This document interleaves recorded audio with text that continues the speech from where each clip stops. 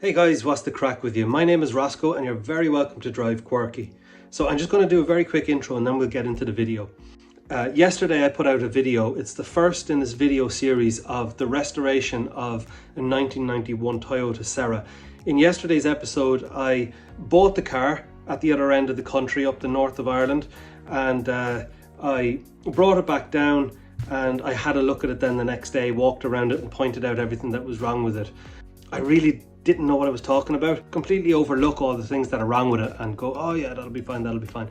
In fact, the car was worse than I thought. I said in the video that it hasn't been crashed. It has been crashed at the front and the back. I didn't know it when I made the videos, but the head gasket was gone. In today's episode, you are going to see a little bit of progress with the car. The transformation is beginning. This is the car I'm working on. It's a 1991 Toyota Sera. I bought it for the princely sum of €250. Needs a lot of work, but I've done a lot of it now, and there's a bit more to do, but it's cleaning up nicely. I put it up on axle stands, just took off the front wings, the bonnet and the bumper, and stripped down the front end of it and painted the engine bay. I left the engine and gearbox and all that in place, but I took out the inlet manifold and took off the rocker cover and took off all the air inlet and all that kind of stuff, just a bare engine. So I gave it a little spray, even gave these bits here a spray. They weren't body colour from the factory. I've had to leave just these little bits down here because the door struts, the mounting points for them are rusted. I'm going to get new door struts very shortly. The main thing that was wrong with this car was the front wings were rusted off it basically.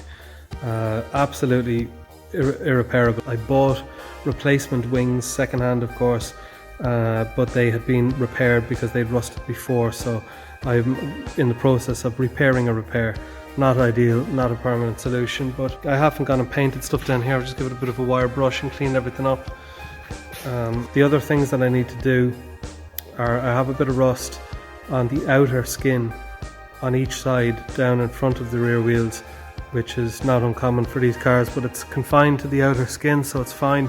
I'm not going to weld it up myself. I'd say I'll probably bring it to one of the lads here in the yard to do it. They'll do it cheap for me.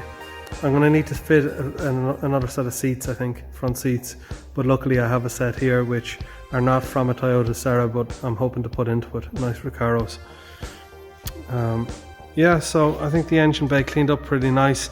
It's much cleaner. It was just caked in shit before I started. You can see the fuel rail there. Hang on, I'm going to turn on the light.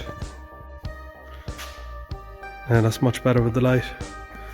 See, it is a beautiful colour of blue, and I've painted the fuel rail gold just for a little bit of contrast in there, but the rest of it is just silver, and I think it looks pretty nifty. I've cleaned everything up as much as is practical. You can see that I have stuff masked off because I'm spraying this strip around the A-pillar and this strip running alongside the drop window. I'm having to fill those and paint them, and I'm going to paint the T-bar. I'm going to paint all that black and the rubber boot spoiler. So I've been on to the lads in the forum about how to paint on rubber, because I haven't done it before, but apparently nothing too exotic. These kind of jobs are like the low-hanging fruit that, you know, you could make a big difference for almost no money by putting in a bit of work yourself. So I repaint the engine bay and repaint these black plastic bits above the waistline of the car, and this makes a huge difference, and it's only the cost of the paint really. Obviously these rusty kind of, I don't even know what you call them, little frames needed to be redone, as is the windscreen. You often see that in Toyota Seras, it's a common problem. But under the bonnet is where we made the biggest difference. We brought it from completely rusted and caked in 30 years of road grime back to almost like new condition, and it really didn't cost anything. It will start to cost money as the project goes on. Of course, there's no such thing as a zero budget restoration, but I really was being thrifty on this one. But being thrifty means making compromises as well. So with the Toyota Sera, there are a few parts with it that are quite rare.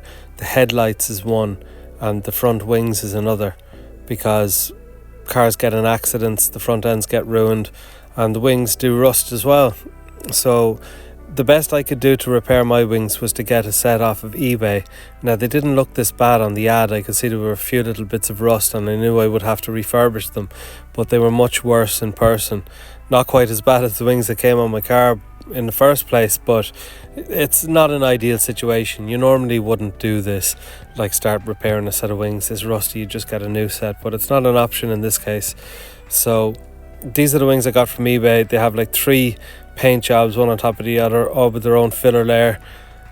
So I did end up painting these wings and I got all sorts of reactions, and I ended up having to bring them back down to the bare metal in order to paint them. So bit of a nightmare. Great fun actually doing the restoration to the under the bonnet, just seeing how it came out. Like, you know, it's exciting. It looks like brand new, and then you're kind of thinking, oh well, like not too much to go, but really, you know, this is as good as it gets. The rest of the car is a bit of a nightmare. But lads, I think we're going to wrap it up there for this evening. Thank you very much for watching. We'll be back to you soon with another video. Chat to you soon. Bye bye.